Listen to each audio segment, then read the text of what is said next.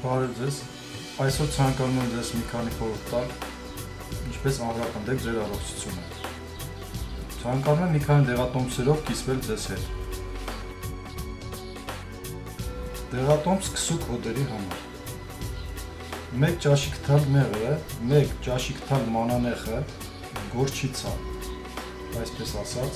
և 1 ճաշիկ թալ արևածաղկի յուղը լավ խառնել իրար։ Ջրի գոլորշու վրա եփել մինչև միասեռ զանգված դառնան։ Պատրաստի զանգվածը մերսել ցավացող հատվածի վրա։ Դեղատոմս արյան բարձր ճնշման դեպքում 1 ճաշիկ թալ աղյուսագիր, այսպես ասած պուստիրնիկ, 4 տերևների վրա լցնել եղման ջուր, 30-40 րոպե թողնել փակ տերմոսի մեջ, ապա քամել և խմել օրը կես բաժակ։ Դեղատոմս մոստոպաթիայի դեմ: Հավասար քանակությամբ անթարամի ծաղիկները, կատվախոտի արմատը, առլուծագին, կատվալեզուն, այսպես ասած փպրպոտ, խնկածաղիկը մանրացնել, ավելացնել մասուր, խառնուրդից թեյ եփել և խմել օրը կեսական բաժակ։ Այս թեյը խմել 1,5 ամիս, 2 շաբաթ դադար տալ, ապա նորից խմել 1,5 ամիս։ Այդ ընթացքում չօգտագործել թունդ թեյ, սուրճ, շոկոլադ, ալկոհոլ և չծխել։ Մաստոպաթիայի ժամանակ կարելի է նաև խմել 10 կաթիլ յոդը 1 բաժակ ջրին։ Կուրսը 1 ամիս։ Դեղատոմս մաստիտի դեմ: Աշորայի ալյուրը, սերուսքային կարագը և թարմ կաթը խառնել իրար։ Ստացված փափուկ խմորին փոքրիկ բլիթից ձև տալ և դնել հիվանդ տեղի։ Թողնել ամբողջ գիշեր, կրկնել 3 գիշեր անընդմեջ։ Դեղատոմս իմպոտենցիայի դեմ: Գինին և սխտորը օգնում են իմպոտենցիայի դեպքում։ Այս միջոցը օգտակար է կանանց և տղամարդկանց համար։ 200 գրամ պորտվեյնի մեջ դնել 1 գլուխ մաքրած սխտոր, մարման կրակի վրա հասցնել եռման աստիճանի և 30 վայրկյան եռացնելուց հետո կրակի վրայից վերցնել։ Ապա սառեցնել և սխտորի հետ միասին լցնել ապակե շշի մեջ։ Պահել սենյակային ջերմաստիճանի պայմաններում, ընդունել օրը 3 անգամ, մեկական քթալ 20 րոպե ուտելուց առաջ։ Կուրսը 3 օր սկսած լիալուսնից։ Էրեկցիան լավանալու համար պետք է այս խառնուրդը խմել 3 օր, ամեն 10-օրյակի սկզբում, ամսի 1, 2, 3, 11, 12, 13, ամսի 21, 22, 23 այդ օրերին։ Միջոցառ քննության դեմ: Խորը քնելու համար անհրաժեշտ է 2 ճաշիկ թալ, դարձին ավելացնել 2 բաժակ եռացած ջուր, խմել ուտելուց առաջ 1-2 անգամ բաժակ օրը 2 անգամ, 1 բաժակ մածունին ավելացնել 1 թեյի քթալ դարչին, լավ խառնել, խմել շաբաթը 2 անգամ։ Դեղատոմս միջոց քնկոտության դեմ: Վերցնել 5 գրամ գերչակի յուղ, ավելացնել եսամանի ծաղիկների 50 գրամ հզվածք, ծաղիկները մաղով քամել, խառնուրդը խառնել և քնկոտության ժամանակ օրը 3 անգամ 5-ական կաթիլ կաթացնել քթանցքների մեջ։ Դեղատոմս թութկը բուժելու համար: Թութկը բուժելու մյուս արդյունավետ ժողովրդական դեղատոմսերից է բողկը։ Օրական 2 անգամ խմեք կես բաժակ բողկի հյութ և շուտով թութկի հետ կկորչի։ Բողկի և մեղրի խառնուրդը կարող է մեղմել թութկի ցավը։ Հիմա կխոսեմ բանանի մասին։ Ասած բանանը ինչպես բուժում է փորկապությունը, այնպես էլ թութկը։ Բանանը տրորեցեք և ավելացրեք կաթ։ Կերեք այս խույսը օրական 3-4 անգամ։ Այն կվերացնի ցավը և կբուժի թութկը։